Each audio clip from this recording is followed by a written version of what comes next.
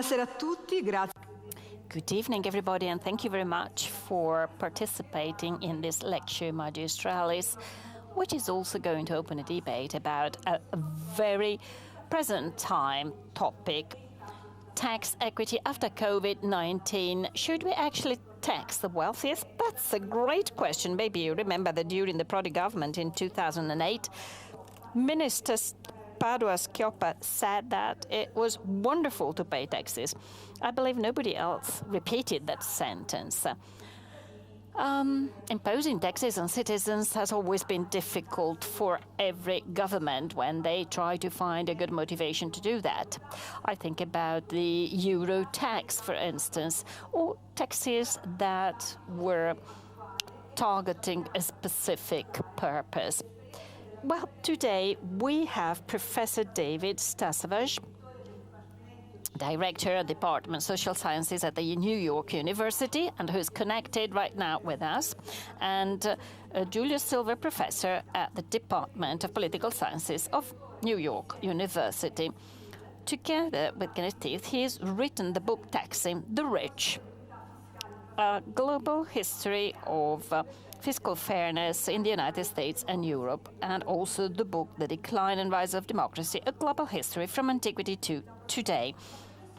We will talk about this topic next time, so today we're here to talk about taxing the rich. And before giving the floor to Professor STASAVAGE, I would like to give you some food for thought, providing the professor with some Italian insights. Well, as you all know very well, nobody thought that tax would be a topic in a moment like this one after the pandemic, the rising public spending, subsidies for the unemployed, the state playing an active role in the economy, the theme of this festival.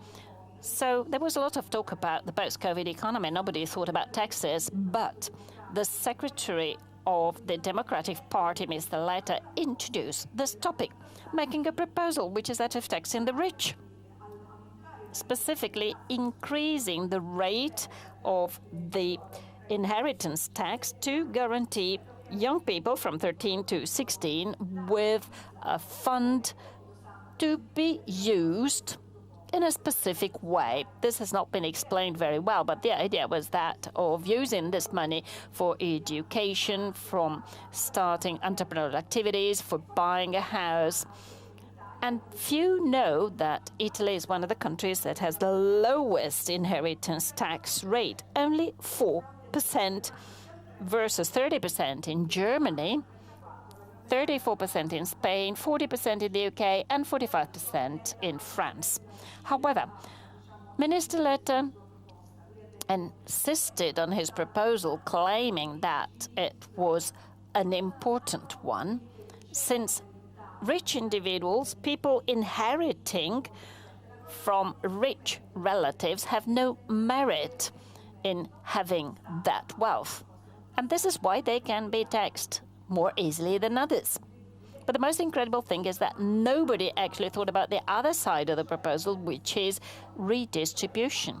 The fact that the youngest were going to benefit from this. And we have no other alternative proposals to this one. So Mr. Letta has to make a step backward and explain that he had been inspired by the Biden model, who asked, together with the Democrats in the United States, the 1% of the richest in the US to support the weakest. And some of the richest have actually agreed on that, showing some generosity. However, the criticism in Italy has been greater than the positive reactions. Let's go through the criticism in the US, because I believe that the professor will talk about this. The first criticism is there are other priorities. And then we need an overall tax reform, and I believe that the president of the cabinet said that. The Italian tax pressure is already very high in Italy. Transferring inheritance takes place through companies that actually elope taxation. And finally, Mr. De Luca, the president of the Campania region, claimed that this is a self-mutilating act that causes dividends and barriers in the relationship with the production with the productive class. So Professor, why is it so difficult to tax the rich? Is so difficult also in an exceptional period like this one, in which asking those who have more, especially those who have accumulated this wealth because of the emergency, is it so wrong? Well, in his book, Professor STASAVAGE goes through 2 centuries of history in 20 Western countries. Together with his colleague, Professor STASAVAGE has explained why it is so difficult to touch a rich and when it is possible to do that. Well, welcome, Professor STASAVAGE. You have the floor. Thank you very much for that thoughtful introduction. Thank you to the organizers for inviting me, and thank you to those who are here attending this afternoon here in New York. I hope that next year when this festival happens again, everybody can be in person, like back to normal. So as what we're going to talk about tonight, as the introduction already said, is the question of taxing the wealthy. I will talk about the international context, but also the Italian context. And I'm going to talk about that particularly in light of the COVID crisis, and whether the COVID crisis that we've been experiencing over the last year and a half creates a new argument on the basis of economic fairness for taxing the wealthy. So let me proceed with my slides here that I'll show you. So the underlying question is has COVID-19 given us a new reason for taxing the wealthy that we haven't had in recent years? And one question we might say, and this is referring to that Italian political debate, as I understand it, Mario Draghi made a comment saying that now is the time to give, not to take. And certainly in a crisis, we need to give, people need to make sacrifices. And I think he was probably referring to the interpretation is whether he was referring to the overall level of taxation or fiscal pressure, if you want to call it, from using the Italian term translated into English, or whether there might be a possibility to maintain the same overall level of taxation in Italy, while perhaps adjusting some taxes upwards and some other taxes downwards, or something like that. And so the question that I think we need to ask is going to be having to do with, this is a time to give that's during a crisis, but we need to think about the fact that there are a great number of people who have already given so much over the past year and a half, whether you're talking about Italy or the United States or the United Kingdom or any Western country really that's been hit hard by COVID. We have people who have lost family members. We have people who have, because of necessary lockdowns, lost business and income.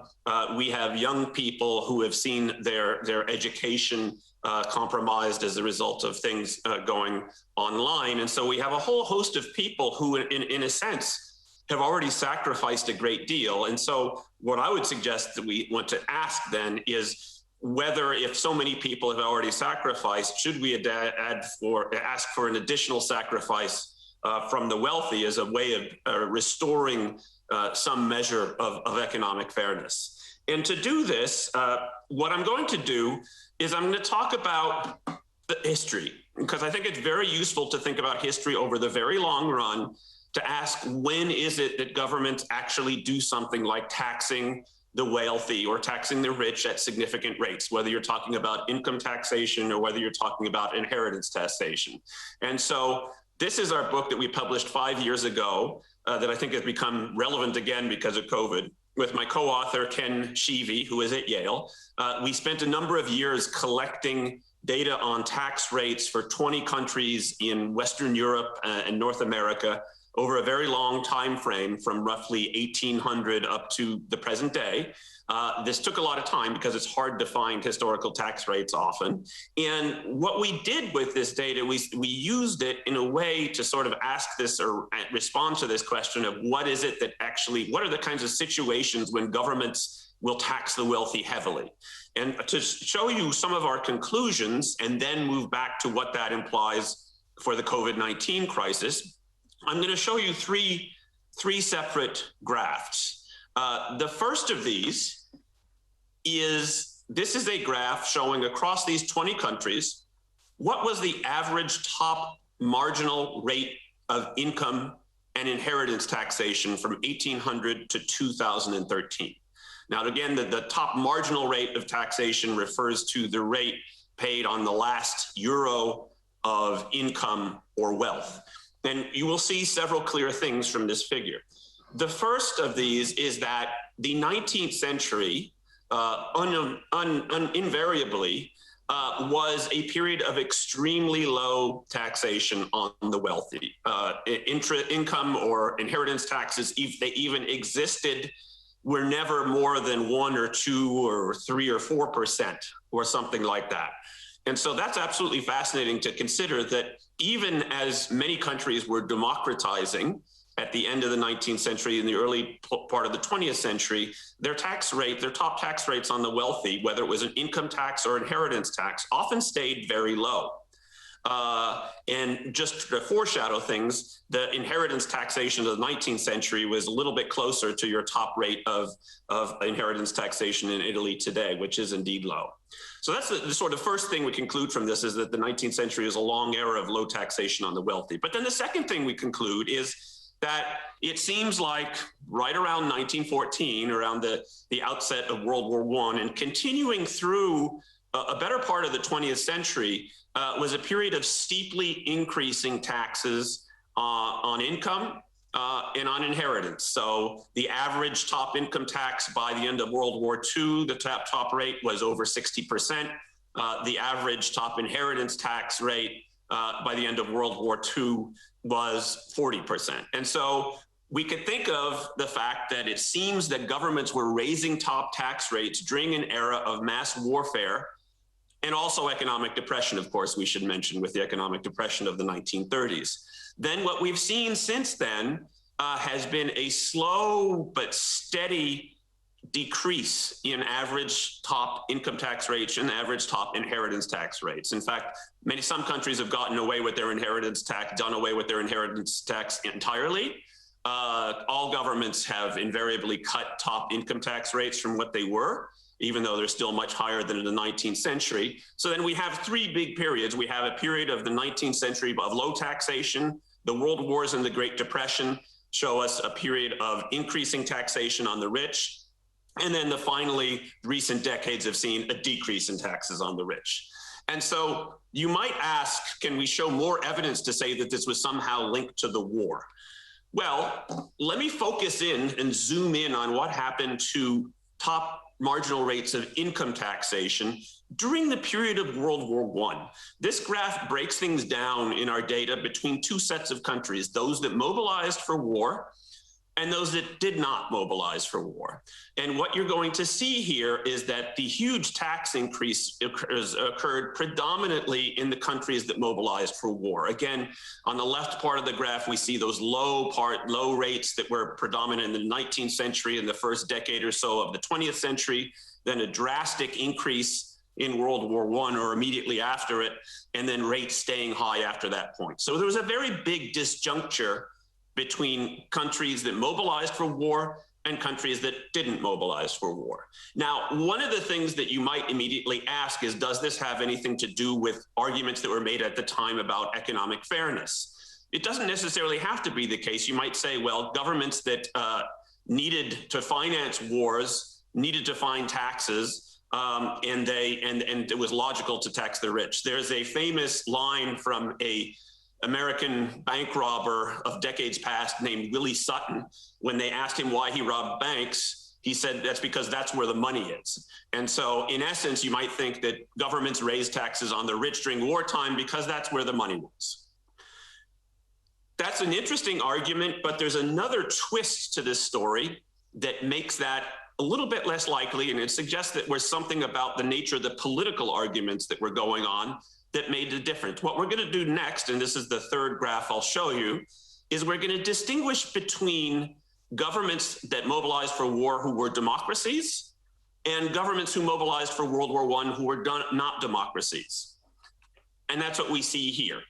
What you see, zooming in on the World War I period, is that governments that were democracies, like England, like the United States, like Canada, that mobilized for World War I, had heavy increases. in top tax rates for income, whereas governments that were not democracies, like, say, Wilhelmine Germany, did not raise their top tax rates very much at all. So that's an interesting bifurcation, and it suggests that there's something about democratic politics that may have prompted governments to tax the rich more heavily. It wasn't just because that was the only place you could find money, because governments could have raised taxes on indirect taxes like common consumption taxes that existed at the time, the ancestors of the sales taxes or VAT that we pay today. And that would have been an option as well, but they didn't do that. They chose to predominantly use this method of taxing those at the top of the income and wealth scale quite heavily. So that's a really interesting finding.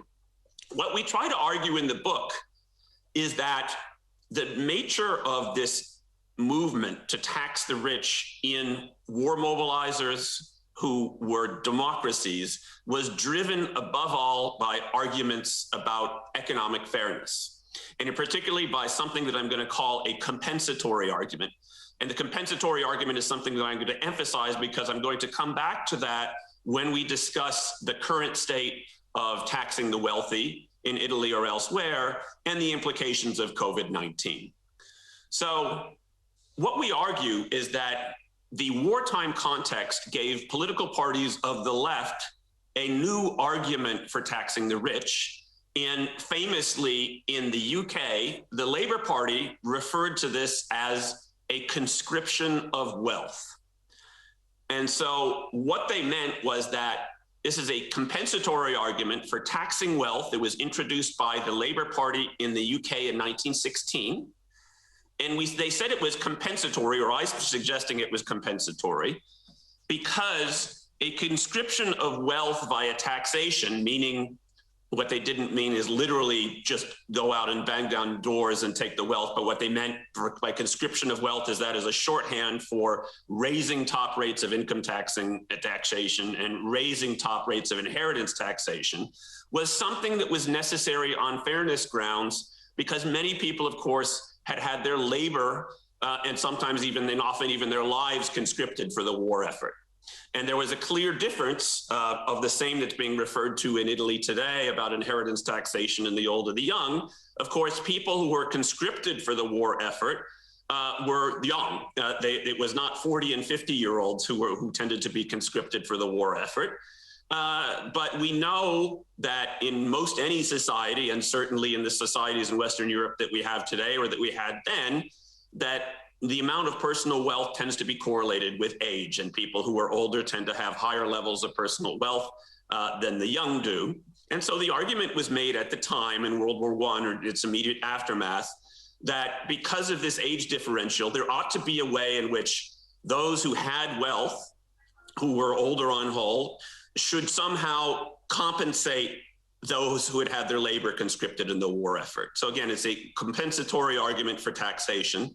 It's a type of argument for taxation of the wealthy that doesn't often occur. It has to be during a very specific historical circumstance, like a war, like an economic crisis, or perhaps like the COVID-19 crisis, to say this is a time where for some reason we've had actions taken by the state, such as conscripting labor for war, which was necessary. And that action, no matter how necessary it was, had placed an unequal burden on people. Some people were burdened by it more than others, and that therefore we ought to use the tax system to correct that inequity, to compensate for it. The other key element to the war at this time, which we'll also get to and is relevant for COVID-19, of course, is that there was not only the issue of conscription, there was the issue that while some people had their labor conscripted for the war effort, others who had wealth and owned companies that suddenly found higher demand for their products earned what became to be called war profits. And so in many countries, there were taxes adopted to try to determine what excess profits had happened as a result of the war, and to tax those at a very high rate because they were seen as gains that were not exactly fair, because while some people were being asked to sacrifice, others were benefiting financially from the war effort. So there's some very potent arguments made about war profits taxes. So that is the historical background. I think what it suggests to us is that the times in when governments really move to raise taxes on the wealthy tend to be during these epochs where there is an opportunity for making a compensatory argument that says that the state has obliged some people to sacrifice, whereas the wealthy have not sacrificed as much, and therefore perhaps there could be an argument for taxing the wealthy at higher rates in order to compensate and to restore a measure of economic fairness. So the question we should come to next is whether COVID-19 has created a new argument for taxing the wealthy, and whether it's an argument of this type that occurred during the two world wars or during the economic depression of the 1930s. So one of the things we know from the COVID crisis is that just as happened during the two world wars, governments took necessary actions, but those necessary actions sometimes hurt some people more than others, and they sometimes benefited some people more than others. So the first obvious example, in many countries we had lockdowns, quite severe lockdowns even. These were necessary to prevent the spread of the virus. This is something that had to be done. It wasn't worth trying to say we won't do a lockdown. There was a very strong public health impetus for it. But we also know that the lockdowns impacted some people more than others. They impacted some businesses more than others, businesses that did direct retail rather than online retail. They impacted some people more than others, and that some people have jobs where they could work online at home and continue their employment, not heavily perturbed by the pandemic, whereas others have jobs or had jobs where that was simply not possible. And so as necessary as the lockdowns were, they created a cleavage between those who were hurt by them and those who were less hurt by them because they could adapt more easily just because the nature of their employment allowed them to do that. So that raises a question immediately of, well, should there be an argument for somehow tilting the tax system so that the people who sacrifice so much because of the lockdown would find themselves less burdened, again, to restore some measure of economic fairness? Now, the second argument I think that could be made for this kind of mechanism has to do with the interventions that central banks have taken to prop up stock markets as a result of the economic crisis from COVID. These interventions, most economists would say, were very necessary. They were necessary to prevent a broader economic crisis that would have hurt everybody. No one likes a stock market crash. It's not good for the economy. But it's also very clear that some people benefited more from this policy than others. People who already had wealth or lots of wealth were the ones who would benefit in the most immediate sense from having these market interventions propping up stock markets. So while everybody would benefit from not having an enduring and generalized economic crisis caused by a stock market crash, those who had money in the markets and have money in the markets still have been the most immediate beneficiaries. So again, we have a necessary government policy that nonetheless, no matter how necessary it was, created an inequity between different groups of individuals. And in this case, between those with wealth and those without wealth, because of course, many people don't have significant wealth apart from what they might have if they own their house or an automobile or something like that. So what we could say then is that given these arguments about the differential effect of lockdowns and interventions to prop up stock markets, and we could probably come up with other examples, and we can certainly do that in the discussion when that happens, I think there's an argument for saying that the compensatory standard for fairness would call for using the fiscal system to restore a measure of economic fairness. So in the first instance, if you're changing or raising taxes or adjusting in that way, you shouldn't be raising taxes on those who are most hurt and most impacted by the government interventions to involving lockdowns or market support, you should probably be targeting any tax increases at those who benefited the most and who are less harmed by the necessary actions taken to deal with the crisis. And so I think there's a very direct parallel then between the type of compensatory arguments that were made during the period of the two world wars and the type of compensatory argument that could be made today in a country like Italy or in other countries as well. And there's been some discussion of how this might be done. And that's what I'd like to turn to next. So when we think about what one would do for implementing a compensatory tax, some people might say, well, we don't want to change just one tax. We want to change the entire fiscal system. That was already referred to in the introduction. And thank you for that. But beyond that, there have been two specific types of proposals that have been made. One proposal has been to have taxes that are temporary, suggesting that because this is a temporary crisis, we need a temporary tax to deal with it. The second method has to do with changing existing taxes and saying, while the crisis might be temporary, we have existing taxes that are equipped or that would allow us to deal with this. And so let me go through the one proposal for the first type, a time limited. So Emmanuel Says and Gabriel Zucman, two very, very well-known economists who work on taxation of the wealthy, have suggested that at the European level, for all of the EU, there ought to be negotiations about what they call a time-limited annual wealth tax. So this would be a tax paid on people who own assets above a certain level, but that it would be limited in duration. You could think of this as being only limited in duration till one deals with the economic consequences of the COVID crisis. Now, there's a very strong logic to that, I think, on economic grounds. But on political grounds, I think it's a little bit more difficult to envisage. And one of the reasons for this is that it's often difficult to implement entirely new taxes such as this. There are a few countries in Europe that have annual wealth taxes, but they're not very common.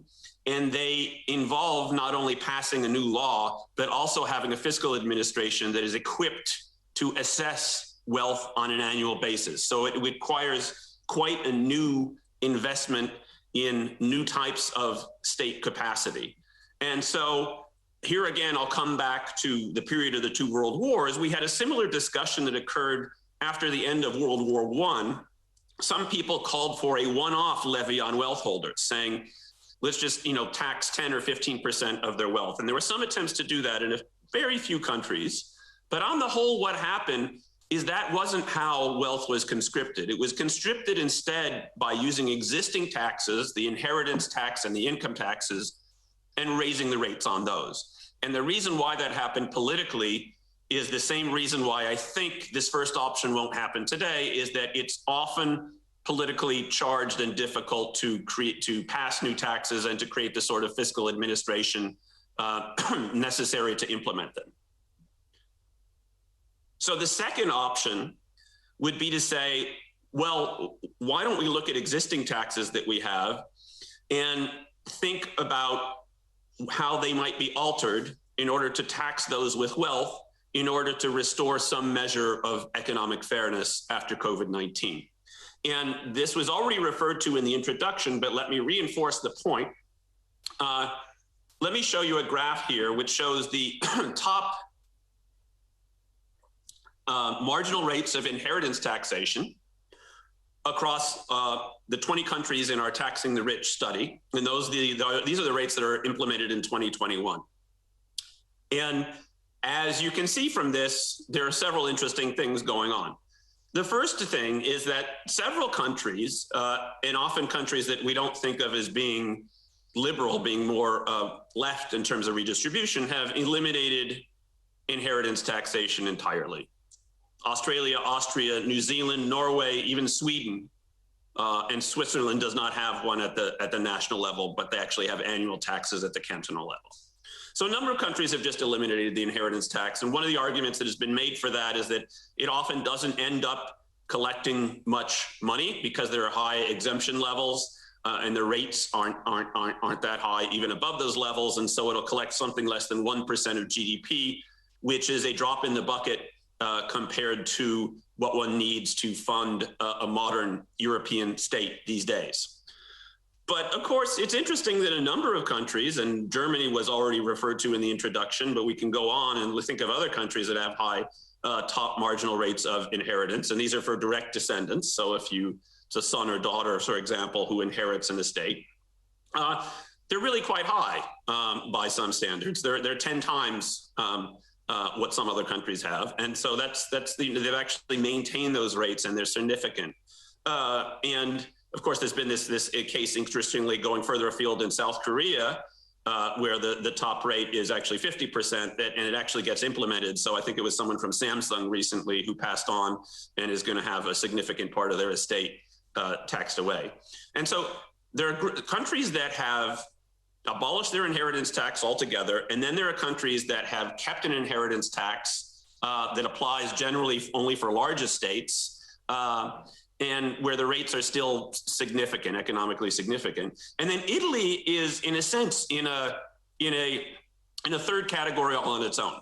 Italy has retained an inheritance tax. It hasn't done away with it, but it has a top rate for direct descendants that is only 4%, that is remarkably low compared to some of its European neighbors. And so immediately that raises the question of, well, if it is so low and we don't want to do away with the inheritance tax, then could there be an argument for doing something to raise that top marginal rate above 4%? So what I would say is that would be one obvious way to implement a compensatory policy to try to deal with the inequities introduced by the government response to COVID-19. And so it would be a classic compensatory argument of the sort that was made during the two world wars. So in conclusion, let me just wind up here. I do think it is the case that the COVID crisis has created an argument for using the tax system to restore a degree of economic fairness. As important as COVID-19 has been, it's not a crisis nearly as grave as the two world wars. So we'd need to be careful about saying how much one would want to raise taxes on the wealthy in response to it. The proper response would probably be much more moderate than something that occurred during the two world wars, because the crisis itself has not been of the same order of magnitude. But there would be an argument for doing something. And the issue of the Italian inheritance tax is something that seems like it's a ready opportunity. And I think we need to distinguish here between a couple of things. Even if rates on inheritance taxation in Italy or other countries are raised, this is not going to change the fiscal picture dramatically. Recall that all rich country governments generally take in only about less than 1% of GDP in revenues from inheritance taxation if they have one, whereas their total revenues, of course, are much higher than that, 40 and 50% of GDP or something around that. So this is going to be a small part. It's not going to be a major change. And some people might even say, well, this is largely symbolic. This is not a major change. What we need is that famous overall change to the tax and fiscal system that some people will refer to. The thing I would say to that is that when we talk about politics, when we talk about the politics of taxation, when we talk about the politics of redistribution, when we talk about politics of national solidarity and retaining trust and faith and confidence in how our democracies function, that symbols sometimes matter, and they often, in fact, matter a great deal. And so even if changes like this did not bring in a major economic shift, on a symbolic level, they could still be very important indeed and useful for that reason. And again, just coming back to this, I've already said this, but Italy is really in this category all on its own of having preserved an inheritance tax, but having preserved it with a very low rate. And so ultimately, I think one has to ask, is there a point at having an inheritance tax with such a low rate? It would seem like you would want to either go the direction of those countries that have abolished their inheritance tax entirely, or you should want to go a bit further towards the direction of those countries that have maintained an inheritance tax and have had a higher rate than 4%. And were it not for the COVID crisis, it might not be clear which way you should go, but I think the COVID crisis presents a very clear rationale for saying that that rate could be increased as a compensatory fairness measure to restore some degree of economic fairness after all the inequities that have been introduced by the crisis itself. Thank you.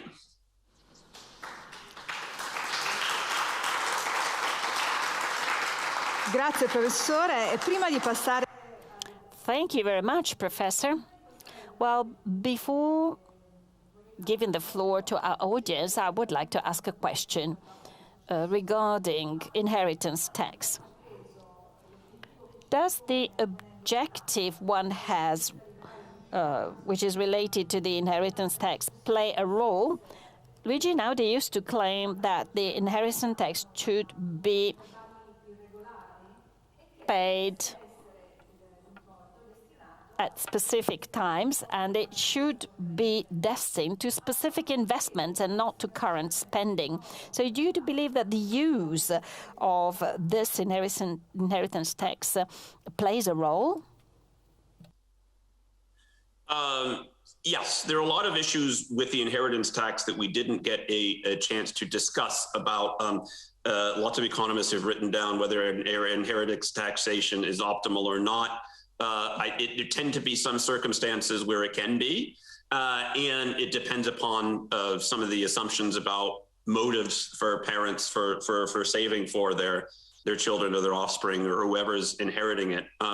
But I think the broader rationale comes back to some of given that we're not talking about a tax again that raises so much money, it probably comes back to more the symbolism of the thing and the idea of not just restoring equity in response to COVID, but also seeing that wealth inequality itself does not continue to increase over time. Ci sono domande dal pubblico? Any questions from the audience? Please come to the microphone.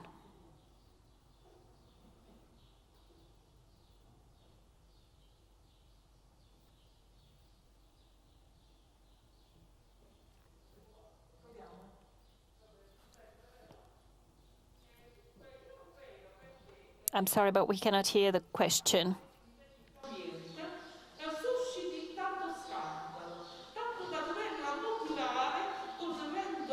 Quale quello del Covid per limitare un poco. Well, I believe that we should actually try to limit taxation, especially after the COVID pandemics.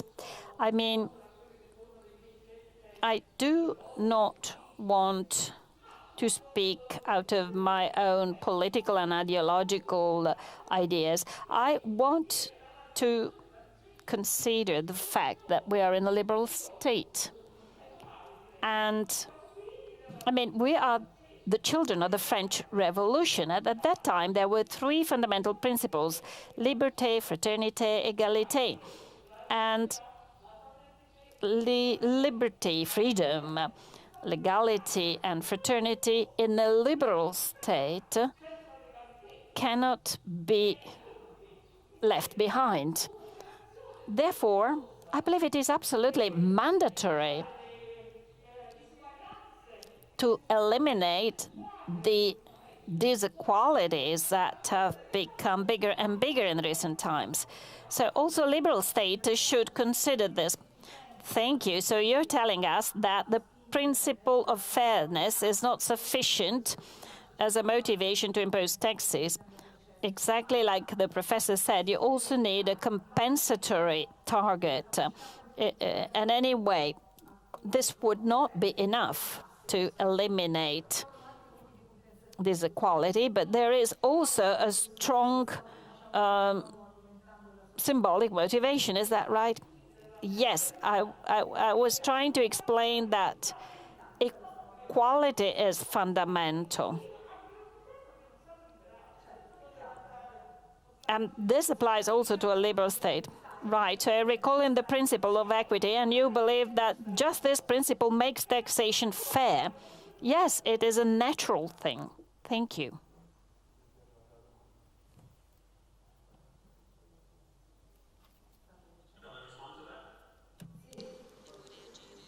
Sì, la domanda sostanzialmente è può bastare. Sure, so the question is equity a good enough motivation to increase taxation? Do you believe that the principle of equity is sufficient for that? I think that one of the things that we write in our book is that everybody agrees that a tax system ought to be equitable, but there are a lot of different arguments for what equity actually means. And so in response to the question, I think the problem is there are some people who think, say some people in my country, in the United States, think that a tax system where everybody pays the same rate, say a flat tax, is actually fair, because just like everybody votes and has the same vote in a democracy, everybody should pay the same, pay the same tax rate, whereas other people disagree with that completely. I think the compensatory argument is something that comes around from time to time, and it's a measure towards equity. But again, I think the speaker was referring to a much broader sense of equity, which is necessary. And of course, let me come back to the point I made about the difference between how democracies and non-democracies responded to the war. It seems to be particularly important in democracies that people care about the fairness of the tax system, and that governments therefore respond to it in that way. Ci sono altre domande? Any other questions?